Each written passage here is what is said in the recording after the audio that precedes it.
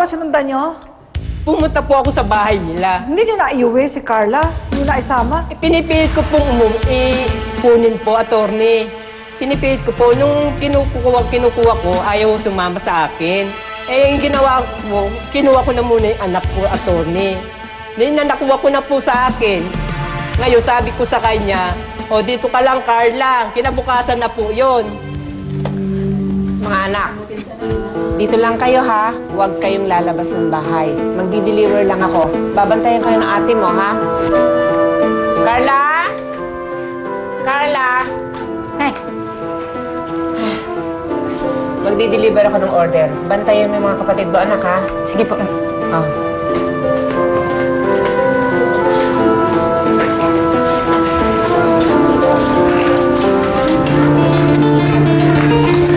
Huwag kayo aalis, ha? Alis lang, pinali. Diyan na kayo. Nung pag-uwi ko po nung sinano ko yung kapatid, asan yung ate nyo? Ang ate nyo? Mama, umalis po. Na yan? Pihado ko nandun yan na. Dito muna kayo't pupuntahan ko uling Jericho ngayon, ha?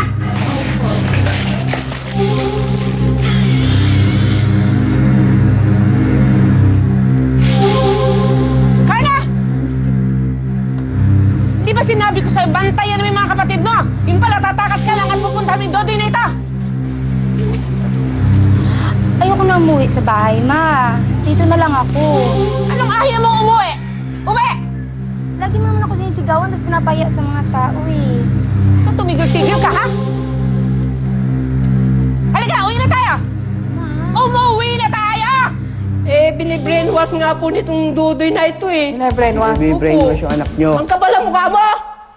Ay, hindi na nakakapag-aral yan. Di sana sinabi mo, umuwi ka na, Carla. Sinabi ko yun, umuwi na siya. Ayaw niya umuwi. O anong ginawa mo? Pinabayaan mo lang. Hindi. Tinatulog ko muna sa bahay namin. Alam, gabi na yun. may nangyari sa inyo. Kapal ang mukha mo. Alam mo, 16 pa lang anak ko. Kaya yayain mo magtanan. Minahon po kayo. Ano po ba ang reklamo nyo ngayon laban kay Dodoy? Ang gusto ko lang mangyari, Dudoy, sa iyo, ibalik mo yung anak ko. Kaya na ko kasi lang sa bumalik kanya. na anak mo. Pilitin mo. Paaralin ko pa kasi yan eh. Hanggang makatapos eh. Kapal kasi ng mukha mo eh. May palalamo ka ba sa anak ko? Tatanungin ko muna ang inyong inireklamo. Nung nangyari ng birthday niya, January 5, niyaya ko siya, tinext ko siya. Hi, babe! Hi, Be! Kanina pa kita inaantay eh. Ay, Be! Birthday niya rin pala. Uy, talaga? Oo. Happy birthday! Salamat. Oh, birthday niya rin. Ayan. O sige, upo ka na, upo ka na. Ano ba kayo? Naman tayo nung Yan! Nung 12 na, niyaya ko na siya. Sabi ko, uwi ka na, Carla. Lalahanapin ka ng nanay mo. Uy, Carla. Carla. Carla. Umuwi ka na dahil hanapin ka sa akin ng nanay mo. Hayaan mo na yun, baka din ako pauwiin. Umuwi ka na. Dahil hanapin ka sa akin ng nanay mo. Alam mo naman nanay mo, strict to eh. Umuwi ka na. Ayoko muna. Sa'yo lang ako, boy. O, saan kayo umuwi nung gabi Sa nyo? bahay po. Pinatulog ko niya po. Saan siya natulog? Sa tabi mo? Opo. Saan kayo nahiga? Sa kwarto mo? Opo. Kayong dalawa lang. Opo. Tinuring mo siyang asawa nung gabi yon. Hindi naman po. Parang may tama na po kasi ng alak nun eh.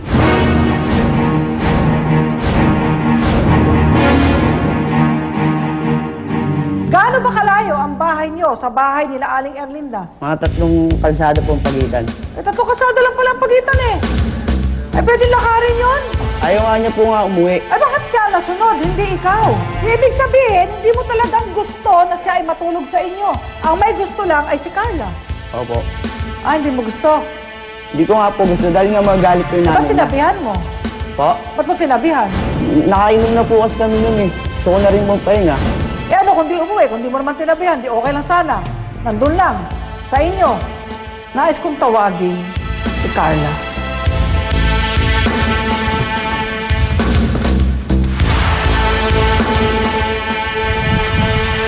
Sabi ni Jericho, ayaw mo nang umuwi nung gabi yun.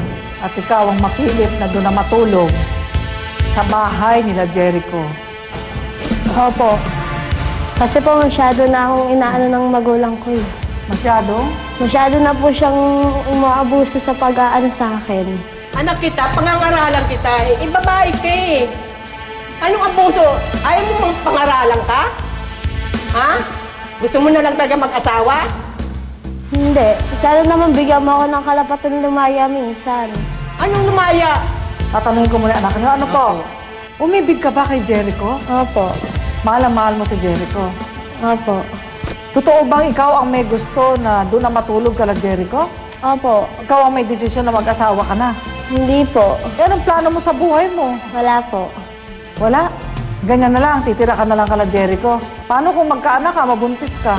Paano mo bubuhayin ang anak mo? Mag-ano pa ako ng trabaho. Kung buntis ka ba, makakapagtrabaho ka? Minor de edad ka, may papapasukan ka bang trabaho kaya? Sinong mas mahal mo? Si nanay mo at ang mga kapatid mo o si Jericho? Si Jericho. Ah, si Jericho. May nangyari na ba sa inyo ni Jericho? Opo. Ilang beses na? Marami na po eh. Ah, marami ng beses. Tingin ko nagrebelde ka sa nanay mo eh, kaya nakipag-boyfriend ka, di ba?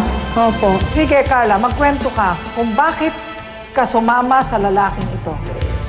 Eh kasi lagi po niya akong pinapahiya sa harap ng maraming tao. Napahiya? Paano napapahiya? Ikaw bata ka, naku! Sumasakit ang ulo ko sa'yo! Puro ka na lang nakwasya! Puro ka na nakwasya! Wala kang ginawa kundi maglayas na maglayas! Nay, dahan-dahan lang, tao. Anong dahan-dahan? Anong maraming tao? Wala akong pakialam sa kanila! Basta ikaw ang pinapakialaman ko! Naiinis ako talaga sa'yo. Alam mo, wala kang ginawa kundi bigyan ako ng sakit ng ulo! Dahan-dahan lang, Nay. Eh, kailan ka dito, ha? Ano, hay! Huwag mong iwanan! Ay, ingay mo kasi. Anong maingay? Hindi ako maingay, ano? Dapat po, di ba, sa loob lang ng bahay. Masungit nanay mo. Napahiya ka.